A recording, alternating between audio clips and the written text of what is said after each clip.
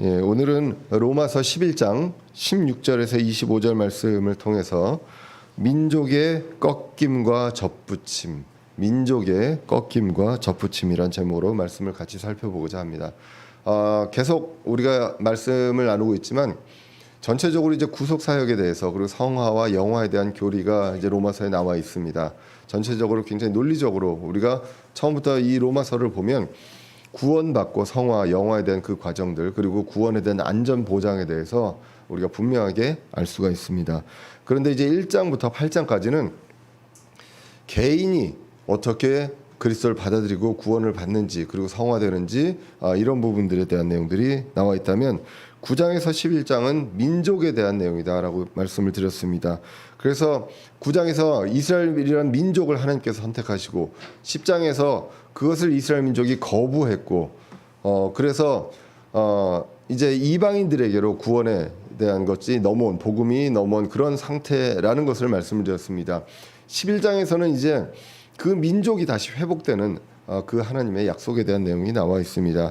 그래서 이 9장부터 11장까지는 그들, 너희들, 그들 이렇게 나오는 것들에 너희라는 말에 좀 주의를 할 필요가 있습니다. 여기서 너, 오늘 본문에서도 너 이렇게 나오는 것들은 개개인을 이야기하면 마치 우리가 받은 구원을 잃는다라고 오해할 수 있습니다. 이것은 민족에 대한 단위로 이야기하고 있다는 것입니다. 그래서 이방인 이러한 그 민족, 그러니까 유대인이 아닌 그 외의 민족에 대한 내용이다라는 것으로 보시면 되겠습니다. 그래서 또 하나의 그 키워드가 있다면 이것은 미리 아심입니다. 하나님께서 미리 아시고 이러한 것들에 대해서 어떨 때는 내버려 두시고 어떨 때는 인도하시고 이러한 것들이 나와 있다라고 보시면 되겠습니다. 그래서 개개인이 아니라 민족 단위로 선택이 있고 넘어짐이 있고 회복이 있고 이런 것들이 있음을 우리가 분명하게 기억을 하고 봐야 될 것입니다. 그래서 이제 우리가 11장을 보시면 11장 1절에서 그러면 그 민족을 하나님께서 자신의 백성을 버리셨느냐 결코 그럴 수 없느냐라고 시작을 하게 됩니다. 그래서 결코 하나님께서 택하신 백성을 버리지 않는다라는 내용을 이야기하면서 그 증거로 첫 번째 얘기했던 것이 바로 바울 자신입니다. 자기도 유대인인데 이미 그리스도의 복음을 받아들이고 교회가 되었다라고 이야기를 하게 됩니다. 그리고 두 번째가 엘리야의 사례를 이야기합니다. 엘리야는 자신이 혼자 남겨진 줄 알았습니다. 그런데 7,000명이라는 대언자를 남겨두셨다라고 이야기를 했다는 것입니다. 그리고 이제 세 번째 증거가 바로 이방인이다라고 이제 지난번에 이제 말씀을 드렸습니다. 그래서 그 이방인이 있다는 것, 그것은 잠시 그 이방인의 때가 있다는 것을 이야기하기 때문에 다시 이제 유대인들을 회복한다라는 내용이 이제 세 번째 증거라고 이야기를 합니다. 그래서 보시면 민족적인 선택과 버림과 회복이 있습니다. 그런데 그 어느 시대를 막론하고 개인은 개인대로 구원을 받는다는 것입니다. 오직 믿음으로 구원을 받는다라고 성경이 이야기를 하고 있습니다. 그래서 이제 이방인들에 대한 증거로 이야기하면서 로마서 11장 11절에서 이렇게 말씀합니다. 그러므로 내가 말하노니 그들이 실족함으로 넘어지게 되었느냐? 결코 그럴 수 없느니라. 오히려 그들의 넘어짐을 통해 구원이 이방인들에게 이르렀으니 이것은 그들이 질투하게 하려 함이라라고 이야기를 합니다. 넘어졌는데 이 넘어짐도 하나님의 미리 아심을 통해서 모든 것들이 이루어졌습니다. 왜냐하면 이 넘어짐이 있어야만 이방인들에게 구원이 있기 때문입니다. 그들의 넘어짐이 없다면 이방인들에게 구원이 있을 수 없다라는 것을 이야기하게 됩니다. 그러면서 그들이 이스라엘 민족들이 질투하게 하려 합니다. 이것이 증거라는 것입니다. 이방인한테 구원이 넘어감으로 인해서 유대인들은 질투할 수밖에 없습니다. 예전에 개 돼지 같았던 그 사람들이 구원을 받게 됩니다. 오히려 그들과 동급이 되고 오히려 그들보다 더 나은 사람들이 되어가는 그것들을 질투하게 된다는 것입니다. 그래서 이 질투심이 있다는 것, 그래서 다시 회복할 수 있다는 그것이 바로 하나님께서 이스라엘을 버리지 않았다는 그 증거다라고 이야기를 합니다. 그래서 하나님은 이런 뜻을 가지고 했고요. 바울은 그 하나님의 뜻을 알았습니다. 그렇기 때문에 바울이 이렇게 이야기를 했습니다. 로마서 11장 13절 14절에 보시면 내가 이방인들이 너에게 말하노라 내가 이방인들의 사도인 만큼 내 직무를 존귀하게 여긴다. 왜 존귀하게 여기냐면 내가 하나님의 뜻을 알기 때문에 내가 이방인의 사역을 통해서 정말 이런 것들에 이방인들이 구원을 받고 날로 그 사람들이 늘어났을 때 그때에 이 유대인들은 질투하게 된다는 것입니다. 그래서 이것은 내가 어찌하든지 내 살부치인 그들을 자극하여 경쟁하게 함으로 그들 중에 얼마를 구원하려 함이라. 이것은 바울의 의도가 아니라 하나님의 뜻이라는 것입니다. 하나님의 뜻을 바울은 제대로 이해했기 때문에 자신의 직분에서 내가 하고 있는 일에서 하나님의 뜻을 실행하려면 어떻게 해야 되는지를 알기 때문에 이것을 이방인들의 사도라는 걸 숨길 이유가 전혀 없고 오히려 자랑스럽게 드러내고 영광스럽게 그것을 존귀하게 여겼다라고 이야기를 하고 있습니다. 그래서 유다인 중 개개인은 이제 구원을 받게 됩니다. 하나님은 이방인을 통해 유대인이 질투하게 하셨다라고 기록을 하고 있습니다. 저와 여러분들도 그 어느 자리에 있어서도 하나님의 뜻을 안다면 내가 갖고 있는 그 직업과 또 위치와 이런 것들을 통해서 하나님의 뜻을 이루어가는 바울처럼 그러한 일들이 이제 필요하다는 것입니다. 그래서 이제 15절로 넘어가면 이스라엘을 잠시 버림으로 그리고 이방인들과 하나님이 화해하게 되었습니다. 그리고 그 후에 다시 이스라엘을 받아들일 것이다라고 이야기를 하고 있습니다.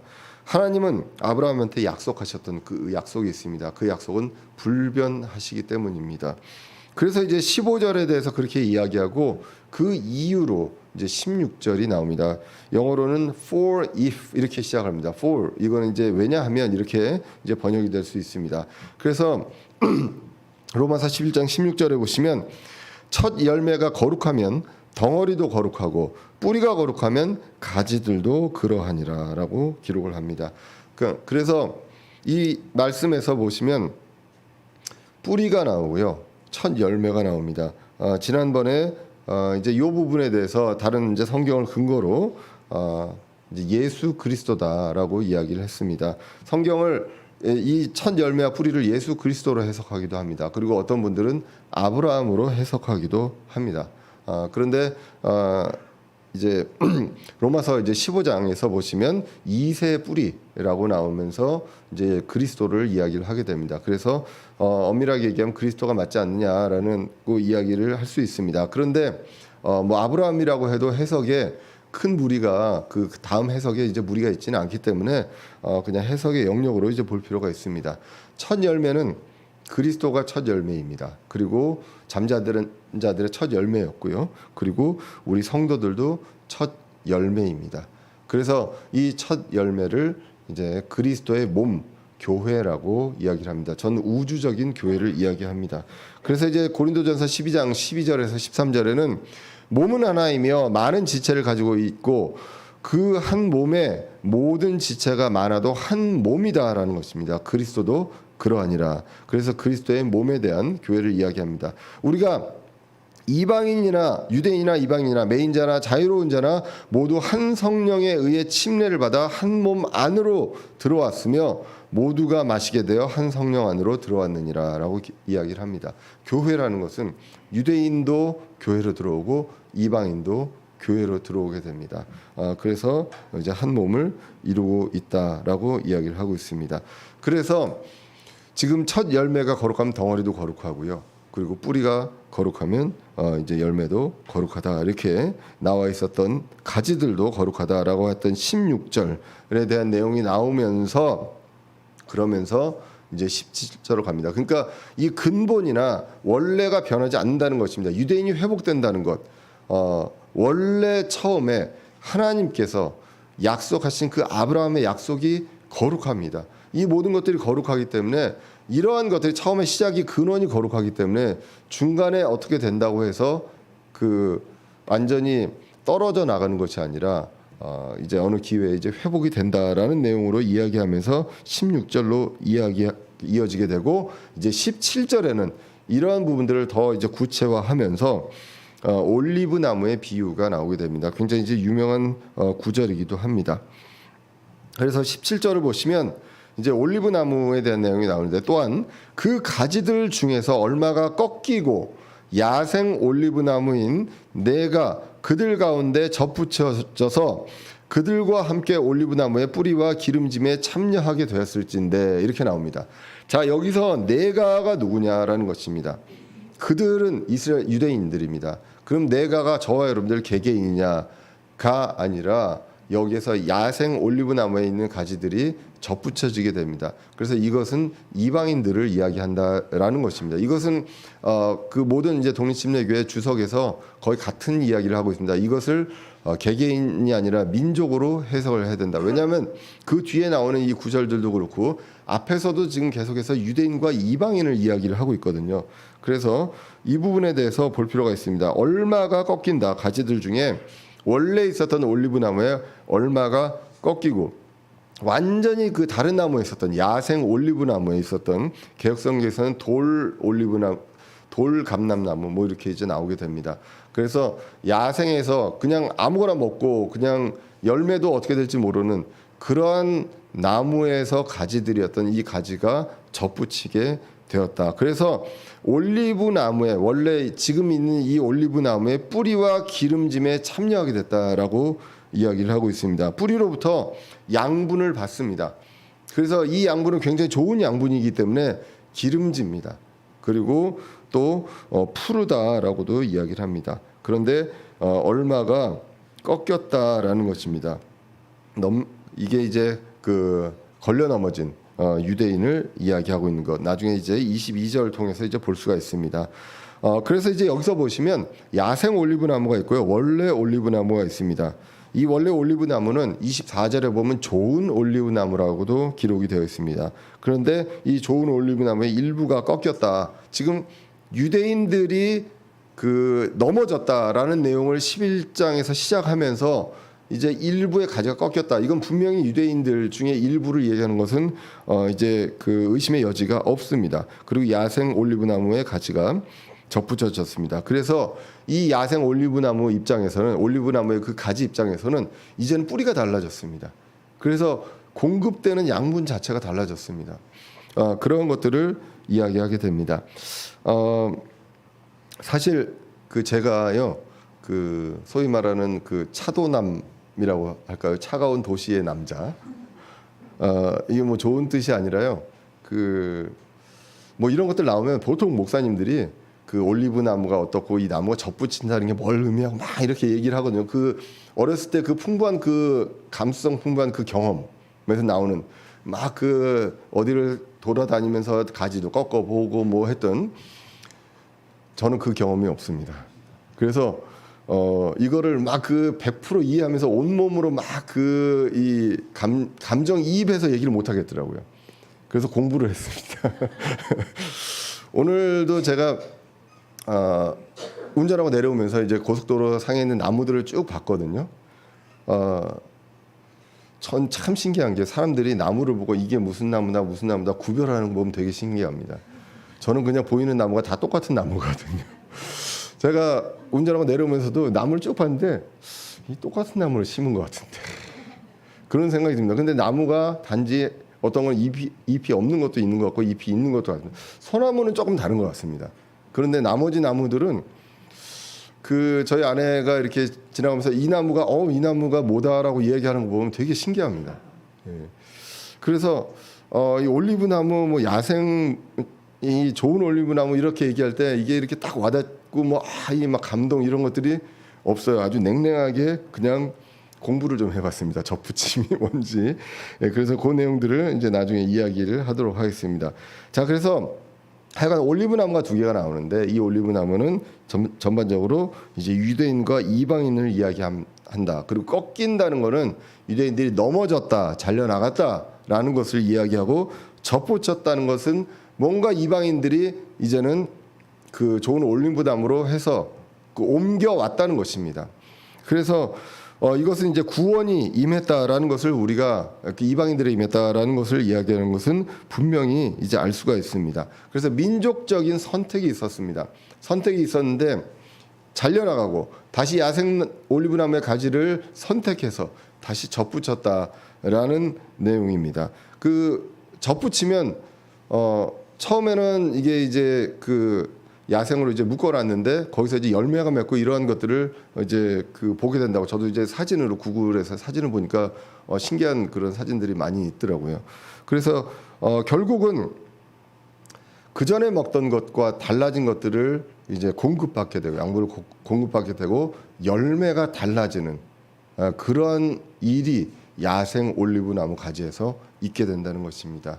우리 이방인들은 그런 존재였다는 것을 우리가 이제 알게 됩니다. 그래서 갈라디아서 3장 29절에 이렇게 기록합니다. 너희가 그리스도께 속한 자면 곧 아브라함의 씨요 약속에 따른 상속자니라라고 얘기합니다. 우리가 약속 바깥에 있었습니다. 약속 바깥에 있었는데 이제는 접붙임을 통해서 이제는 그리스도께 속한 자가 되었고요. 아브라함의 씨고 약속에 따른 상속자라고 기록을 합니다. 에베소서 2장 12절에서 13절입니다. 그때는 너희가 그리스도 밖에 있었고 올리브 나무 밖에 있었습니다. 그리고 이스라엘 연방 국가 밖에 있던 외인들이며 약속의 언약들에서도 분리된 낯선 자여 세상에서 소망도 없고 하나님 밖에 있던 자들이었으나 한때 멀리 떨어져 있던 너희가 이제는 그리스도 예수님 안에서 그리스도의 피로 가까워졌느니라. 이제는 유대인과 이방인의 구별이 없어졌다라는 내용이 이제 에베소서 2장에서 이제 나오게 됩니다. 자, 이것은 은혜의 선택이라는 것입니다. 접붙임도 내가 야생 올리브나무에서 꺾여져서 기어가가지고 어디서 딱 붙는 것이 아니라 선택을 통해서, 은혜의 선택을 통해서, 오늘 로마서 11장에 나왔던 은혜의 선택을 통해서 이제 접붙임을 당하게 됩니다. 이것이 이제 은혜의 선택, 미리 아심입니다. 그래서 이것은 자랑할 것이 없다라고 기록을 합니다. 그래서 로마서 오늘 11장 18절에서 그 가지들을 향하여 자랑하지 말라. 자랑할지라도 내가 뿌리를 지탱하지 아니하며 뿌리가 너를 지탱하느니라. 뿌리가 있는 것이지 가지 네가 자란 것이 없다. 그래서 열매 맺는 것이 우리가 된 것이 아니고 그렇기 때문에 자랑하지 말라라고 기록을 합니다. 이제 유명한 구절입니다. 에베소서 2장 8절 9절에 보시면 너희가 믿음을 통해 은혜의 선택을 받았습니다. 그래서 은혜로 구원을 받았나니 그것은 너희 자신에게 난 것이 아니요 하나님의 선물입니다. 그래서 행위에서 난 것이 아니니 이것은 아무도 자랑하지 못하게 하려 함이라라고 기록을 하고 있습니다. 접붙임입니다. 이방인이 교회로 은혜의 선택에 따라 접붙임이 이루어지게 됩니다. 그래서 이 접붙임에는 어떤 원리가 있느냐라는 것을 이제 19절을 통해서 우리가 보게 됩니다. 그러면 내가 말하기를 그 가지들이 꺾인 것은 내가 접붙여지게 하려 함이라 하더니라고 이야기하죠. 이 말은 맞는 말입니다. 제가 보면은 그냥 접붙이는 데 있어서 그냥 올리브나무를 가져와 가지고 그냥 원래 있었던 나무에다 그냥 붙이는 게 아니라 반드시 가지가 잘라져야 그 잘라진 그곳에서 접붙이는 그러한 현상을 보게 됩니다. 그래서 접붙임이 있기 전엔 반드시 꺾임이 있어야 된다라는 것입니다. 이 말은 맞는 말입니다. 근데 이게 내가 자랑할 것이 아니다라는 뜻을 이야기를 하고 있습니다. 그래서 20절에 옳도다. 그 말은 믿지 아니함으로 꺾였고 너는 믿음으로 말미암아 서 있느니라. 그런데 중요한 것은 높은 마음을 품지 말고 도리어 두려워하라라는 것입니다. 왜냐하면 유대인들이 꺾인 이유가 무엇이냐? 거부했기 때문입니다. 그리스도를 거부했기 때문에 거부했을 때 민족적으로 꺾여지는 그러한 일이 일어났다는 것입니다. 이방인들은 믿음으로 접붙임을 받았습니다. 그렇기 때문에 은혜로 된 것이기 때문에 교만하거나 자랑할 것이 없고 오히려 두려워해야 한다. 하나님께서 약속하셨던 유대인들도 가지가 일부가 꺾였습니다. 그렇기 때문에 그런 분들에 있어서 두려워해야 한다라고 이야기합니다. 이것을 이제 21절에서 이렇게 기록하죠. 하나님께서 본래의 가지들도 아끼지 아니하셨을진데 그분께서 또한 너를 아끼지 아니할까 조심하라. 두려워하고 조심하라라고 이야기합니다. 자, 이렇게 보시면 겁나지 않으세요? 이거 자칫 잘못하면 내가 이렇게 자칫 잘못하면 잘려나가는 거 아닌가라는 것이죠. 그래서 이 부분에 대해서 너와 대비되는 그 사람들이 누구인지를 봐야죠. 너와 대비되는 사람들은 유대인들입니다. 그렇기 때문에 이 너가 누구냐? 바로 지금 접붙임을 받은 이방인들이다라는 것입니다. 그래서 이 부분에 대해서 이거를 받은 구원을 취소할 수 있다라는 구절로 대표적으로 그 인용을 하기도 하기 때문에 이 부분에 대해서 우리는 조심할 필요가 있다는 것입니다. 민족적으로 이런 부분들에서 자랑하지 말라는 것입니다. 왜? 내가 한 것이 아니기 때문에. 그렇기 때문에 하나님의 어떤 지금까지 어떤 역사적인 것들을 보면 두렵고 조심스러울 수밖에 없다라는 것이죠. 그래서 이제 이 부분에 대해서 이제 그 올리브 나무를 통해서 이야기를 하게 됩니다. 자, 근데 이제 이제 나오게 되는데 계속해서 이제 가지가 나오고 꺾이고 막 이런 내용들이 나오게 됩니다. 그리고 아까 나온 것처럼 야생 올리브 나무 그리고 좋은 올리브 나무가 나오게 됩니다. 그리고 가지가 나오게 되거든요. 이게 웬만하면 이제 독립침례교회 여러 주석서들을 보면 대부분 이제 해석이 범위가 이렇게 크게 벗어나지 않는데 이 올리브 나무에 대한 비유는 좀 해석이 약간 좀 이제 다릅니다. 다른 게 이제 뭐가 다르냐면 저도 이제 고민을 되게 많이 했거든요. 여러 번 찾아봤는데 이 좋은 올리브 나무가 도대체 누구냐라는 것입니다. 좋은 올리브 나무가 유대인이냐라는 해석이 있고요. 그리고 그리스도라는 해석이 있습니다. 그리고 또 아브라함이다라는 해석도 있습니다. 예. 그래서 근데 이게 다 일리가 있거든요. 일리가 있는데 이게 어떤 다른 해석이 아니라 이 동심례교회 그 주석들의 해석 중에 이제 그런 것들이 있기 때문에 그렇습니다.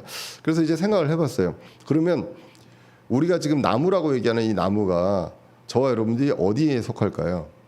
나무에는 뿌리도 있고요. 그리고 몸통, 줄기도 있습니다. 스템이라고 이제 우리 킹제임스 성경에서는 스템도 나오거든요. 이 줄기, 기둥 이런 게 있고요. 그다음에 가지가 있습니다. 그래서 야생 올리브 나무건 지금 잘려나가는 그 부류들은 가지입니다. 그러면 만약에 나무가 유대인이라면 어떤 유대인들은 몸통인가? 라는 것이죠.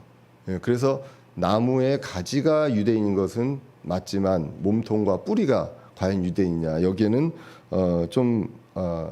이제 해석에 있어서 좀 무리가 있지 않나 하는 생각을 합니다. 그런데 꼭 유대인이라고 했을 때 그러면 전혀 다른 교리가 나오느냐 그렇지는 않거든요. 지금 오늘 전체 올리브 나무의 어떤 비유를 이야기하면요 간단합니다. 이게 25절의 결론으로 끝나거든요. 25절의 결론으로 끝나는 게 뭐냐면 이방인들이 있습니다. 이방인들의 그 때가 있을 때까지 잠시 눈머는 유대인들이 있어요. 그러니까 유대인과 이방인들에 대한 얘기고 유대인들이 잘려나갔다는 얘기고 이제 가지에 대한 내용들을 하는데 몸통과 뿌리로 이제 확장이 되면 해석들이 조금 달라지더라라는 내용입니다. 그래서 결론적으로는 큰 차이가 없고요. 그러나 중간에 이제 몸통과 뿌리에는 좀 차이가 있습니다. 그러면 이제 유대인이냐라는 것들에 대한 것들을 이제 보시면 예레미야 11장 16절에 보면 이렇게 나옵니다. 주가 전에 내 이름을 일컬어 좋은 열매 맺는 나무 곧 아름답고 푸른 올리브 나무라 하였으나 친히 큰 소동소리와 함께 그 위에 불을 붙이고 그것들의 가지를 꺾었나니. 그러니까 나무가 불이 붙어버렸어요. 불탄 올리브 나무가 돼버렸습니다. 그러면 유대인들이냐라고 했을 때 나무가 불타고 그러면 이게 좋은 올리브 나무가 과연 될 수 있느냐라는 것들에 대해서 이제 문제가 있고요. 또 어떤 해석이 있냐면요. 요한복음 15장 5절입니다. 이거 아주 대표적인 거거든요. 예수님께서 말씀하십니다. 나는 포도나무라고 얘기합니다. 물론 이제 올리브나무와 포도나무는 다르겠지만 이제 나무와 가지를 했을 때 너희는 가지다라고 이야기하거든요. 그래서 사람이 내 안에 거하고 내가 그 안에 거하면 바로 그 사람은 많은 열매를 맺나니 나 없이는 너희가 아무것도 할 수 없느니라라고 이야기합니다. 가지는 나무에 몸통이 없으면 아무것도 할 수가 없다라는 것입니다. 그러면 몸통까지 유대인이냐라는 것들은 좀 무리가 있지 않냐라고 이제 보기도 합니다.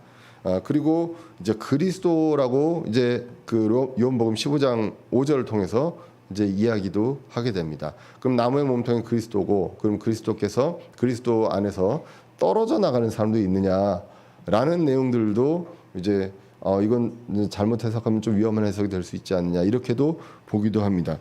또 아브라함으로 보기도 하거든요. 아브라함이 나무다. 왜냐하면 아브라함의 씨라고 이제 이야기를 하기 때문에 이제 그렇게도 보기도 합니다.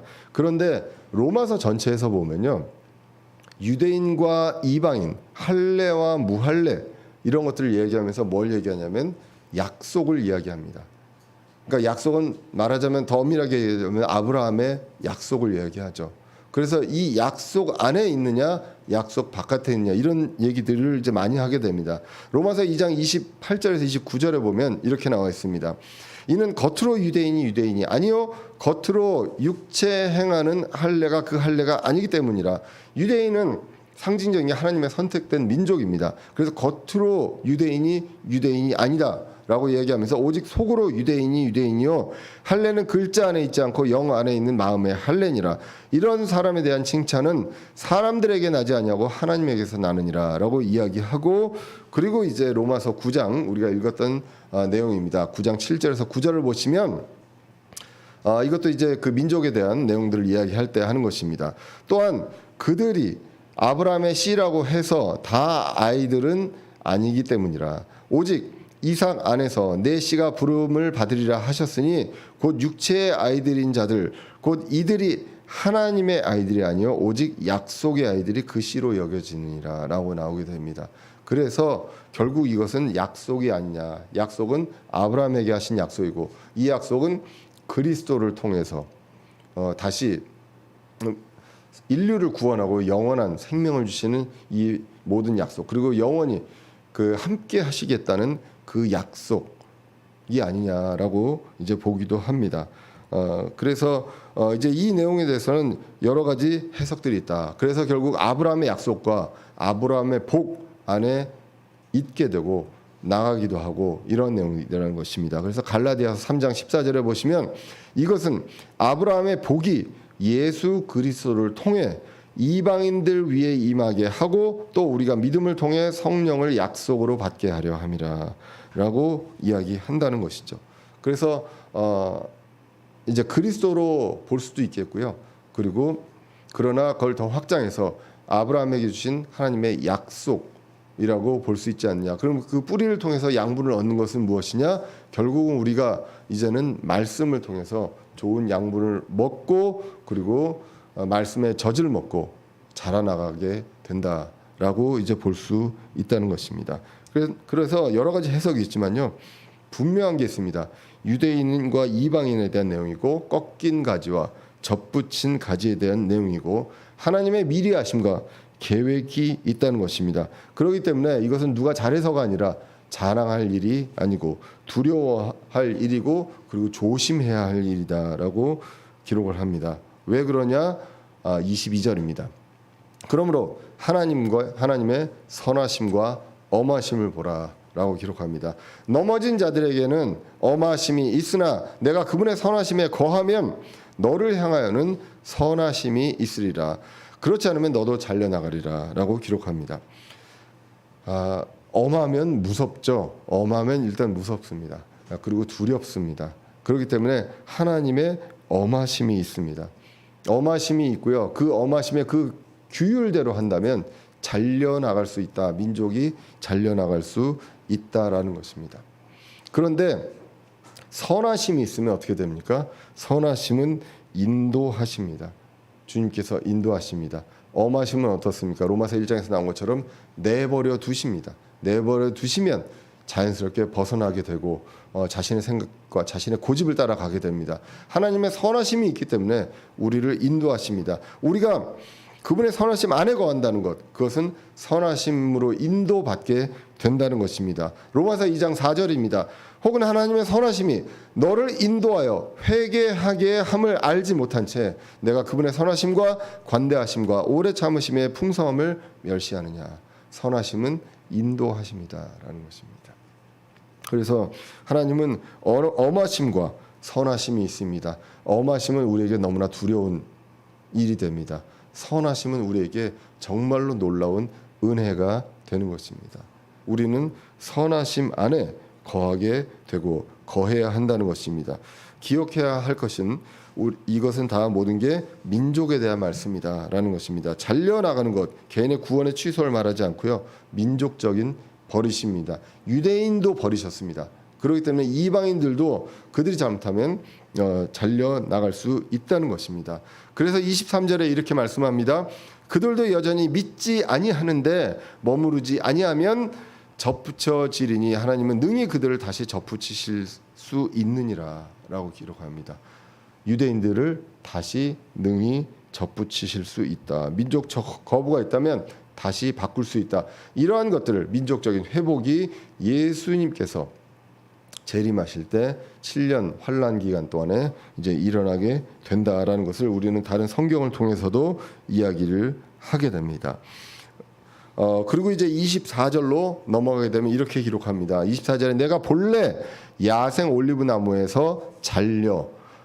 그러니까 가지입니다. 본성에 역행하며 좋은 올리브 나무에 접붙여졌을진데 하물며 본래 가진 이들이야 얼마나 더 자기 자신의 올리브 나무에 접붙여지겠느냐라고 기록합니다.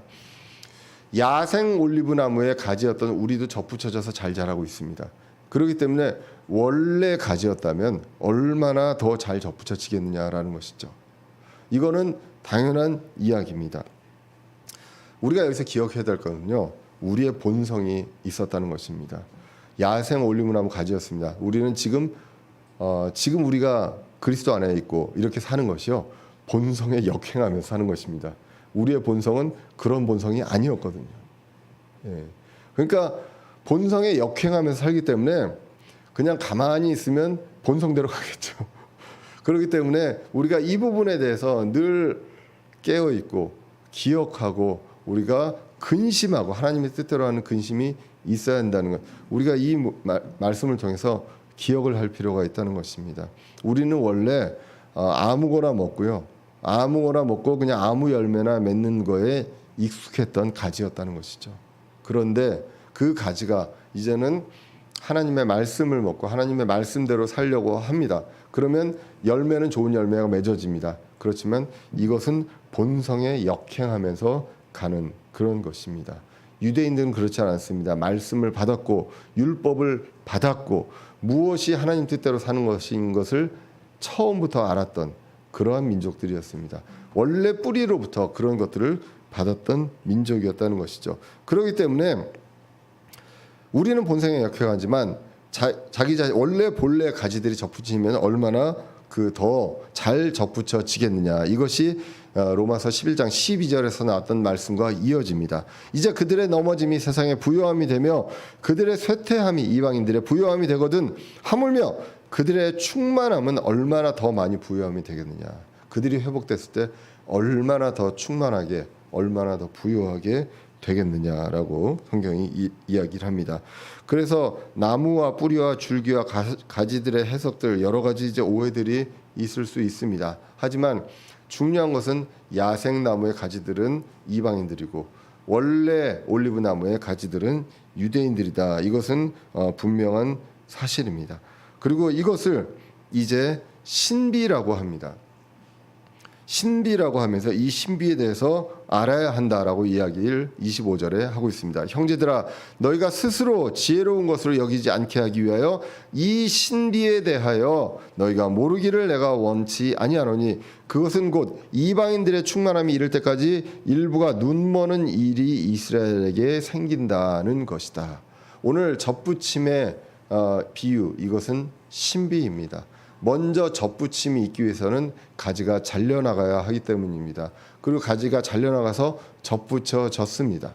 그래서 이제는 이방인들이 아브라함의 약속 안으로 들어올 수 있는 아브라함의 복 안으로 들어올 수 있는 그런 존재가 되었습니다. 그러면 이제 잘려나가는 가지들은 어떻게 됩니까? 다시 이제 오게 되는 그 회복하는 일이 일어나게 된 것. 이것이 바로 신비라는 것입니다. 만약에 정말 만에 하나 유대인들이 그리스도를 거부 안 했다면 이방인들이 접붙여질 기회가 없었다.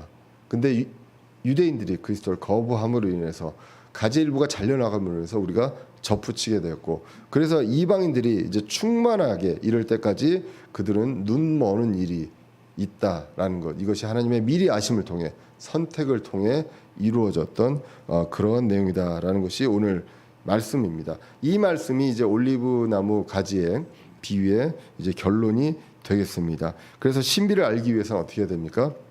말씀을 봐야 합니다. 그리고 말씀을 듣고, 그리고 말씀을 계속해서 읽고 이 신비를 알아가야 합니다.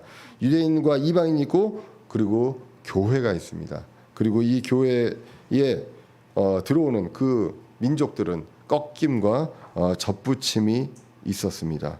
그래서 이스라엘 일부가 눈멀었다라고 기록을 합니다. 고린도후서 3장 14절에서 16절에 보시면, 그러나 그들의 마음이 가려졌으니 이는 이날까지도 옛 상속 언약의 말씀을 읽을 때 바로 그 베일이 벗겨지지 아니한 채 남아 있기 때문이라. 그 베일은 그리스도 안에서 없어졌으나 이날까지도 모세의 글을 읽을 때 그 베일이 그들의 마음을 덮고 있도다.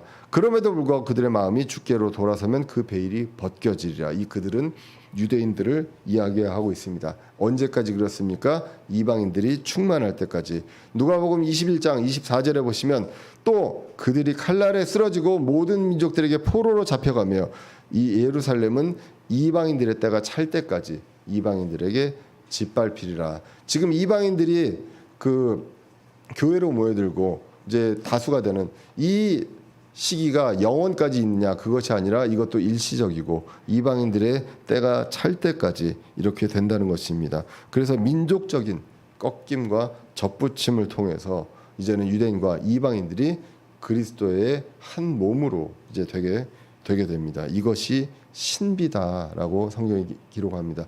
왜 이러한 신비를 이루셨냐? 하나님의 마음이 있기 때문입니다. 디모데전서 2장 4절입니다. 그분은 모든 사람이 구원을 받고 진리를 아는 데 이르기를 원하십니다.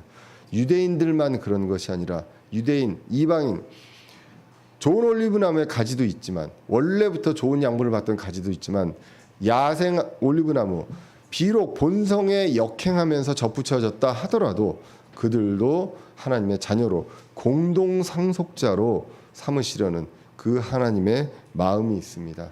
그렇기 때문에 이방인들을 통해서 유대인들을 질투하게도 하십니다. 다시 그들을 회복하기 위해서.